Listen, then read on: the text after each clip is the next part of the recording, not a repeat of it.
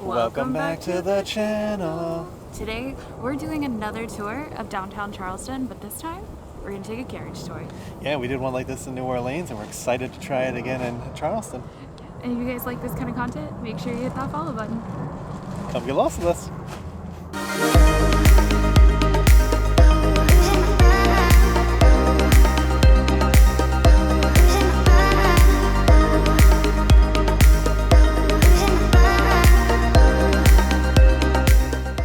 We return to the scene of our ghost adventures. There's Bulldog in the distance behind that flagpole. Well, electrical pole. There's the Old South Carriage Company that we're going to try first and see if we can go for a ride. And there's the old city market we might check out after the carriage ride. So definitely stay tuned.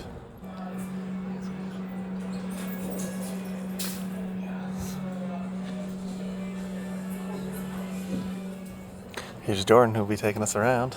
He's so cute. See if we can get a better picture of him. He looks so cute. They even have employees of the month, y'all. He's so cute too. Born in Ohio, fascinating. And here's the front of the Old South Carriage Co. It's an hour tour. Can we get off now? All right. Just so you know, we're going down the steep here as he's walking around. That's literally because Jordan was probably just taking a nap. To be real, sometimes they do that. I'm like, oh wait, they like wake up. They're like, wait, we're doing the thing again. We're doing the thing again.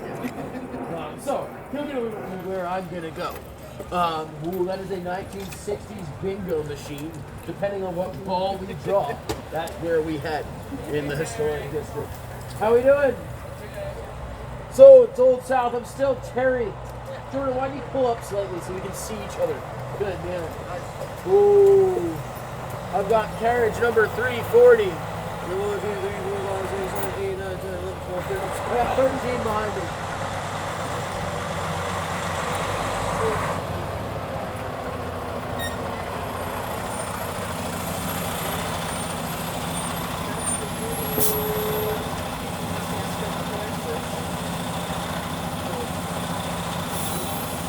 What's with me? So he does have both the country house and the townhouse. He lives out on John's Island.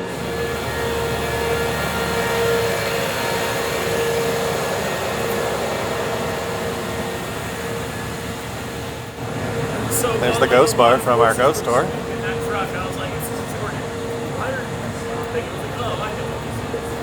I've seen this." But yeah, so the 65 days of Castro on John's Island. You know, I like to say we put the angle in angle. It's like tilted 1 to 5 degrees to the left-hand side. How does that happen? Was it built by Democrats? No, it slants to the right if you're coming the opposite direction. So those are something called earthquake bolts. Those are earthquake bolts, y'all. Kind of like braces for your teeth, but for buildings, right? Yeah, and there's that alley we went down You run too. a little wire around your teeth. They slow them, or they tighten them slowly over time, right? Ways with the curved arcs on the top. That's going to denote that's where animals were supposed to go through. Oh, interesting. So curved archways mean that animals are supposed to go through. Maybe cattle. Could have been a restaurant. Here we definitely know those horses. This brick building right here used to be an old fire station. That fire station would have been attached to a fire insurance company. What up, Nate? What's up? Beautiful man. It's a fire station. This song Oh, about fire. that, man. Anyway,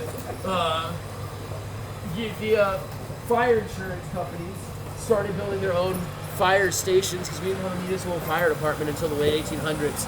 And they got tired of paying to rebuild all of Charleston. You had to move out of the way for a big construction truck. It's so cute. Do you have room? 1960s, because the last great fire was in 1758 in this area. Wow, these were built in the But you can see they put 1760s. all the buildings close together, sometimes completely attached to each other. They also would have had wooden shingles, and they were building wooden buildings until they realized that was a terrible idea. Because we're not apparently very good at cooking here in Charleston during that period of time. I can tell from our On the hotel. left-hand side, that used to be a little amount of stone. We have something called pluff mud, which is basically like quicksand for the south. You like think that you're stepping onto ground, and then you fall into the pluff mud. When I was first moved down here, I talked to a friend of mine who fishes a lot. They wanted to start going fishing, and I was like, "You got any advice for around here?" Like, you can mash them into a paste. You can make stucco. You put that over top of your brick. So even a big building like this Huguenot church here, this is a brick building. They put the stucco over top of it This is a church. to make it look like it's stone. Oh, look at it. Across the street over there, that was the first theater in America. Wow, this is one of the first theaters in America. The recruiting officer. They turned it into a hotel. Then in the 1930s, they reopened. And the as a first theater. play was They called had The Recruiting Officer? Play again as a nod to that first theater production in America. They had a guy named DeBose Hayward do the introduction for that production. DeBose Hayward, if you don't know him, he wrote a little novella called Porgy. And if you don't know Porgy, George Gershwin, original fire watchtowers over here. So you would have had a guy standing watch all the time to try and spot a fire. That's So the again, original we have five of those fire great watchtower. fires. The biggest of those great fires happens in 1861. That's a fire watchtower, y'all. Something important on that day. That's the old Mills House Hotel. The Mills House Hotel in 1861. Then you could do it. I believe in you, Jordan. In 1861, a guy named Robert E. Lee, big Civil War engineer, right? You've probably heard of him. He comes the same day as that fire. He winds up staying here. Well, he knows that the wooden frames will burn, so he orders the troops who are stationed here to wet the linens and place them over top of the window frame so that the window frames don't burn. He's able to save his buildings. Unfortunately, he wasn't, however, here in 1965 for the great termite epidemic of 1965. So this is a replica. Some of the floors are a little bit shorter, but otherwise it's exactly the same. Somebody just figured out that the more rooms you have, the more money you make. The more floors you have, the more rooms you have. It's good at that. On the right-hand side, this is Coogan's Porch. It's kind of restaurant row here. Coogan's the name of the dog. Coogan loves the porch. He used to hang out there before it was a restaurant, after it was a restaurant. He currently resides under the tombstone to the right of the porch. People say if you feel a cold, wet nose in the back of your leg while you're dining outside, it's the ghost of Coogan. On the right-hand side here is Husk. Husk was ranked the best new restaurant in the entire country in 2012. They use very fresh ingredients, local ingredients. Their menu changes every single day. They also have a really great leadership group, you guys. It's where the old Quaker meeting house used to be. This is on the old top Quaker of the meeting old house. Quaker cemetery. Oh, on top of the old I did Quaker a little bit more cemetery. thinking, and I realized that, well, the Quakers are a peaceful people, right? So I don't think they're really haunting me that much. If anything, there are some Quaker ghosts that are there standing in solidarity, rooting for you to find a parking space. This is King Street. Is everybody feeling all right? Nobody's feeling, like queasiness, ears popping, any lightheadedness? All right, cool. Let's double check. King Street is the highest point in Charleston. We are a whopping 144 inches above sea level. Wow, 144 inches above sea level. Denver, usually. King Street also was the original King's Highway. So King Street starts over there at the Ashley River, and it would have kept going until you hit Boston, Massachusetts. They wanted to have a street that would tie the southern and the That northern church in the English distance. colonies together. Wow, So that's what we created. look at that.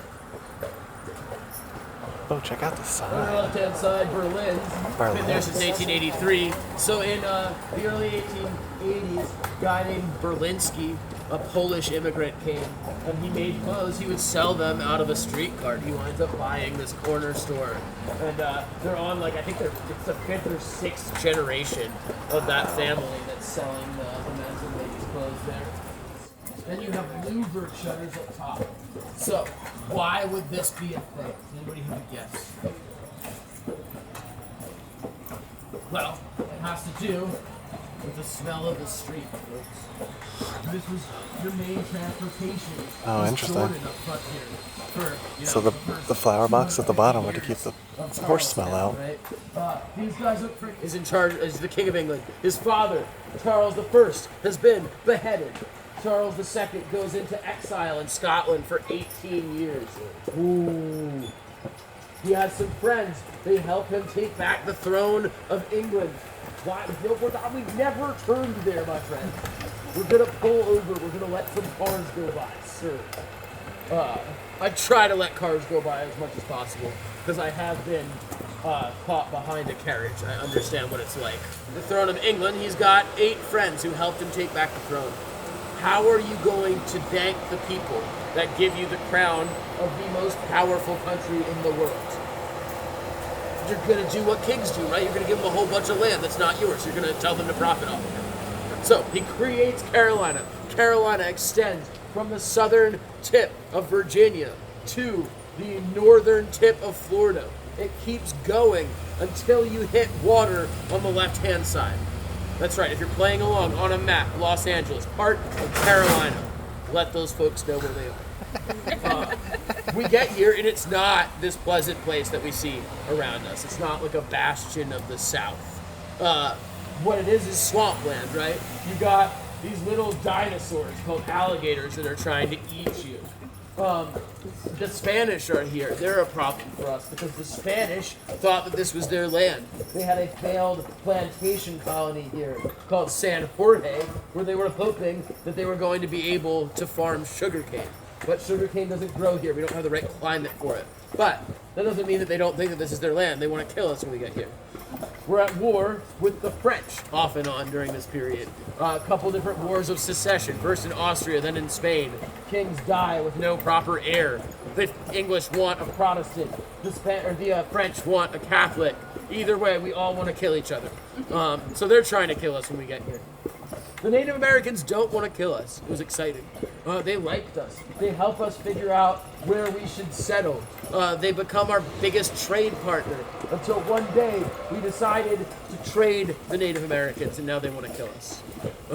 You even have the state bird of South Carolina, a little guy called the mosquito.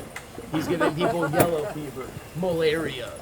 There's even 100 years on the books where there's just bounties on the heads of bears, wolves, lions, and tigers. And I don't expect you to believe there are lions and tigers here. However, the laws state that you can get 10 shillings for the head of a lion or a tiger because they don't have the words in the English dialect in Britain for pumas and panthers. They hadn't seen them before.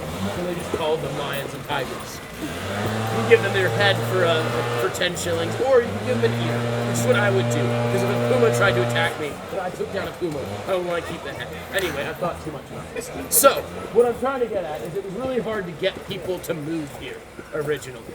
You can't make money if nobody's here, though. So we needed to get people here. We needed to figure out a gimmick. A guy named John Locke, who you might remember from your history books. He was a secretary for one of those 8 Lords Proprietors.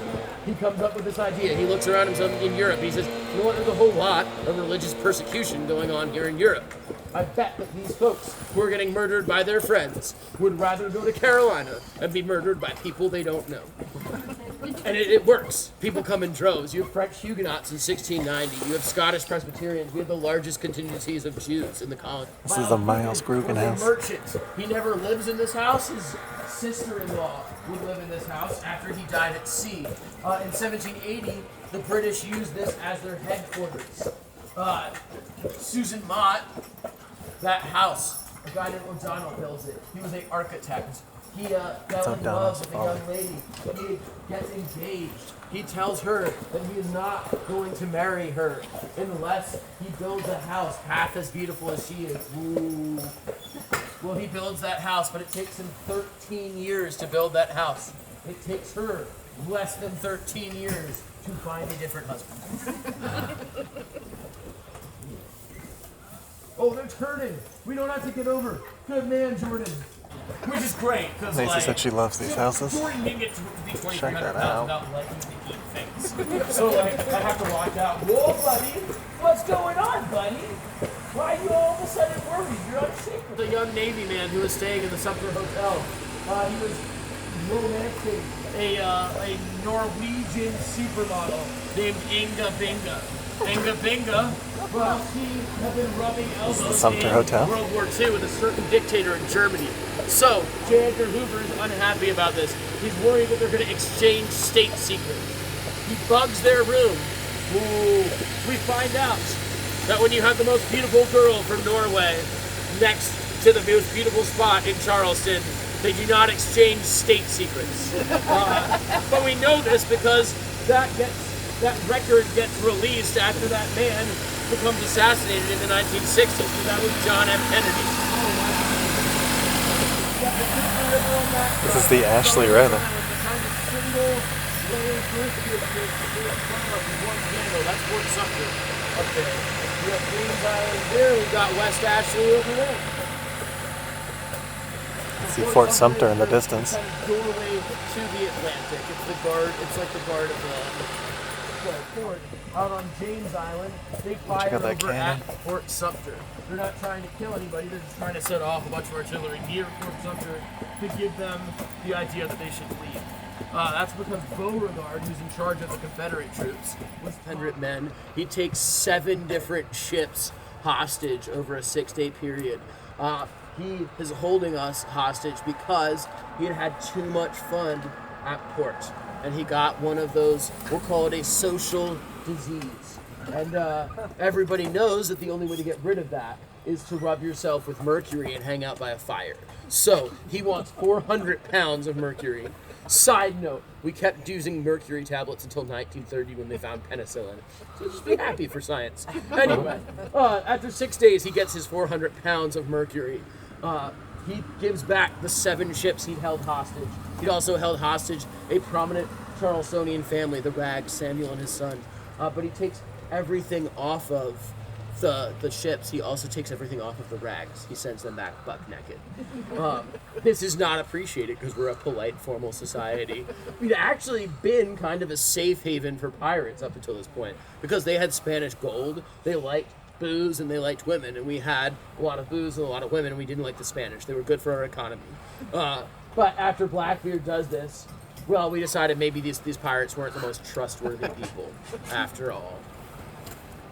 So we sent out a guy named Colonel William Rhett. Colonel William Rhett becomes known as the scourge of pirates when the pirates were known as the scourge of the seas.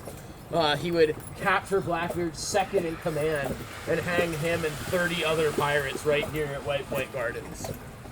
So, this is White Point Gardens, by the way. White Point Gardens is also known as the Battery. If you meet folks from Charleston, you ask them how to get to the Battery, they're going to point you towards where I come from. They're going to say, keep going north until you hit New York City if you ask for Battery Park, because that's where Battery Park is. Yes, just the Battery that's here. So, it's called White Point Gardens because it was only visible at low tide and it was covered in oyster shells. The sun bleached those oyster shells white, hence White Point Gardens. You got Sullivan's Island out there.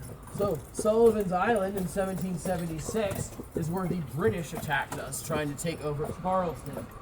Yeah, the cannonballs, they bounced off of the General walls. Moultrie, Of he was in and, charge of we were Fort actually Sullivan. able, when they got caught at low tide on a sandbar walls. He was in a boat called the Planter over there. Whoa, buddy. Just because I pointed doesn't mean we're going. I appreciate you. Robert Smalls is my favorite person in the history of Charleston. So he was a slave.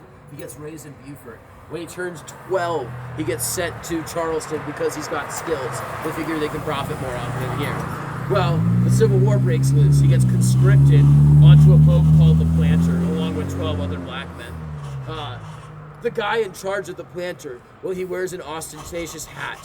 He is kind of portly, he's kind of lazy, he likes to drink. Think me, but racist. They looked at him and they were like, I bet I could outsmart that guy. So they convinced him one night to take him and the other troops, the white troops, off, go to the tavern and go drinking for the night. They're like, the boat's not gonna, burn down. It's a boat.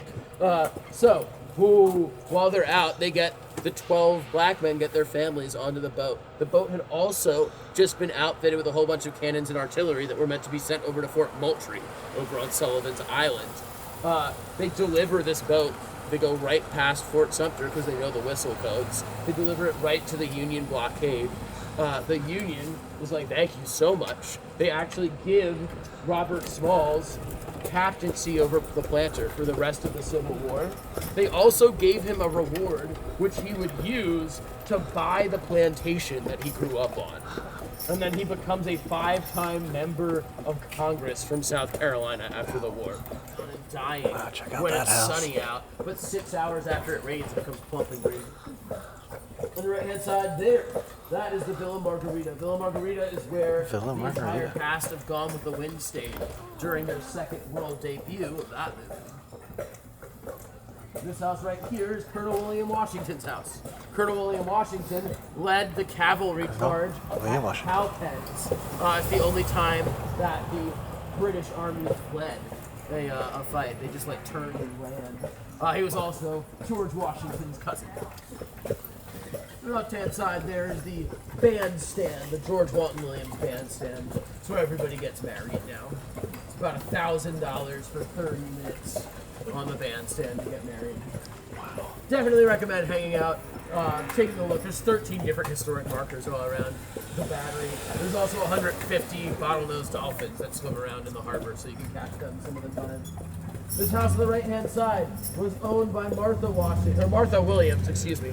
Martha Williams, George Walton Williams' daughter. On her wedding day, he gives her a letter with $75. It says, $75,000. It says, on the day of your dreams, build the house of your dreams. So she built this house. When you look inside it, you can see through some of the windows, there's some Tiffany stained glass in there. Also, her in-laws were not going to be outdone. So they said, go around the world and bring back anything you like. So, I'm going to drive on the wrong side of the road for a second, give you a better look at this. Look at the top of the rooftop as we kind of get past the building here. She went to Paris and she saw the Arc de Triomphe and she said, Daddy, I want one. So, well, you'll see that's a mini Arc de Triomphe on the rooftop of that building right there. It's the Arc de Triomphe mini. Wild. She apparently got that But one. I mean, this is Charleston. You know? She went to France and saw it and said, Daddy, I want that. This is Charleston's largest private residence. Wow. And he bought Martha her house. He bought his son that house as well. This is your largest residence in all of Charleston. 35 bedrooms, 1.5 bathrooms. There are more bathrooms now, but 1.5 bathrooms is a big deal back in the 1800s. What does this guy do for a living? You can do a little bit of research here. You look around the windows, you can see that there's rope around the windows. That's going to denote that he was a merchant. What type of merchant was he? Well, he's the guy who inspired Brett Butler. But I hear there were 2 buildings in front of this. You couldn't see it from the street. And then he sent both of them on vacation. William Campbell, he had the unfortunate distinction of being sent here 6 months before we declare independence. This was the last royal governor's house. Brought down to White Point Gardens because that's where we did all of our hangings. Wow, and he got hanged on White Point Gardens. He gets out of Dodge. He would actually be vanquished in the Battle of Sullivan's Island on his attempt to return. Over there, I'm sorry, he was planned to be hanged and he was able to escape, but eventually died in the war. William Bull in 1731 had a friend, a guy named James Oglethorpe, come and stay with him. If that name rings a bell, that's because he's the guy who found Georgia. That's a Charleston It is single. 1 room wide. You got a piazza. The piazza's always going to face south or west because that's where your prevailing ocean breeze is going to come from. You put almost all of your windows on the side with your piazza. Then you put a few windows on the back side of it. If you open all your windows, well, the ones in the back act like a vacuum. They pull your hot air out. You get your ocean breeze into those windows. You only got 1 room wide to cool down. College of Charleston did a survey on this. You can actually drop your temperature 10 to 12 degrees just by opening your windows in this house, which is huge when you think about the fact that we didn't have air conditioning until the 1950s, right? Mm-hmm. So, also there's a door that leads to nowhere, right? It leads to your piazza. So what is the deal with that? Why do we have a door that goes nowhere? Well, it's because we're a polite society, right? We're wearing 50 pounds of cotton at any given time.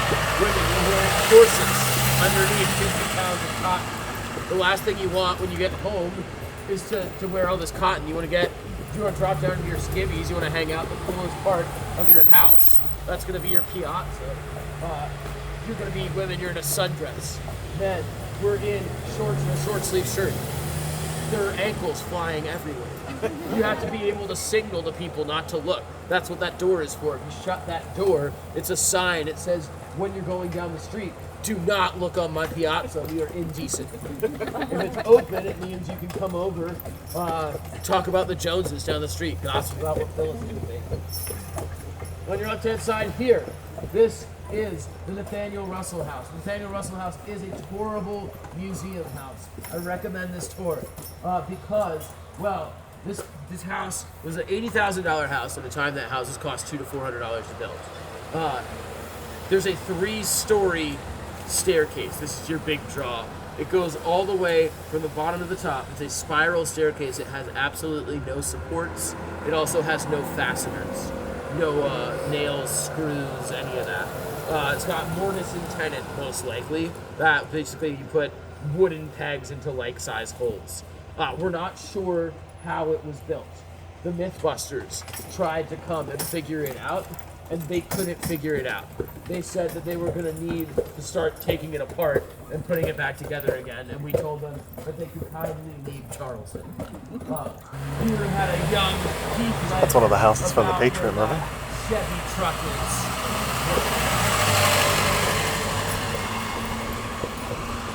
I appreciate the South Carolina Society. They were originally known as the Two-Bit Society. They were a French Huguenot charity. There was a tavern called Poinset's Tavern that the Huguenots really liked going to, and the tavern was going to fail, and so they started raising money to save the tavern. And then once they saved the tavern, they kept raising money and they turned it into a charitable organization. But as a former bartender, these congregations. Here's the oldest church building in Charleston. St. Michael's Church. Q43, George Washington sat there. Obama sat there. George Bush has sat there. There's a picture of Bill Clinton taking a nap at Q43. It's because it was done by the same guy. So that building was built by the same person that built the White House. George Washington, that building on the far end of Broad Street there. He wrote in his diary at the Washington Monument. This is a fireproof building. It's made of stone. Trained architect. He was trained at the College of Charleston.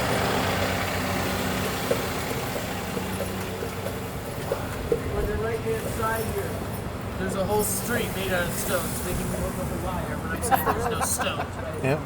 So those would actually have This is the road we went on our ghost tour. Stones. During the 1700s, there's that's why you got all that. This is the back door from our haunted journey. If you want to see that, check out the show notes. Take that stone. The oldest cemetery. The oldest cemetery. Oh, it's open. Circular cylinder thing, half cylinder, dates back to the 1600s. This is where your original meeting house was. The old white meeting house is where the English Congregationalists, the Scottish Presbyterians, and the Huguenots all met to go to church. Because, well, we've given them the freedom of religion. But Powder Magazine was Salt Powder Magazine. a secular building in Charleston, where you had to put your gunpowder because we kept burning ourselves down, so we weren't allowed to have nice things. You make a wall that's got 3 feet wide. You build it in a circle so that it mimics a cannon facing upwards. Then you put 6,000 pounds of sand in the top of it. And the idea was that Check out that church. that it Wow. would fire off like a cannon, and then you would wind up. It's the church having where sand fall off the like your ghost fire. picture was taken and National Geographic examined the pit photo. It doesn't work. But it was a good idea. It was, You should almost have it downtown. Skinny. Oh, yes, you did. This is the part that's steps. yeah, that's, yeah, that would be free judge. There goes our nice horsey heading back to the stable. He's such a cutie.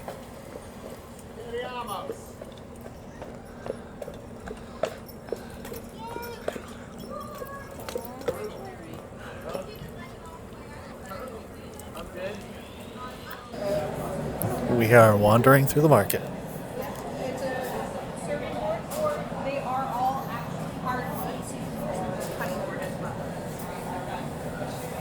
What is it, like 10 very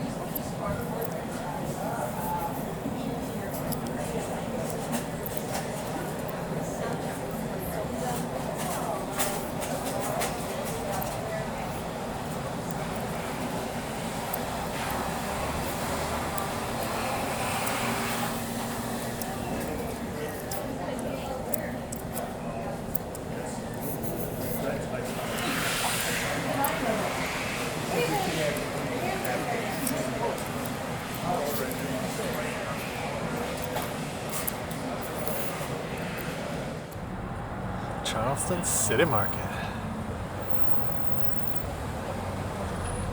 Is on the National Registry of Historic Places. So there's an indoor section too.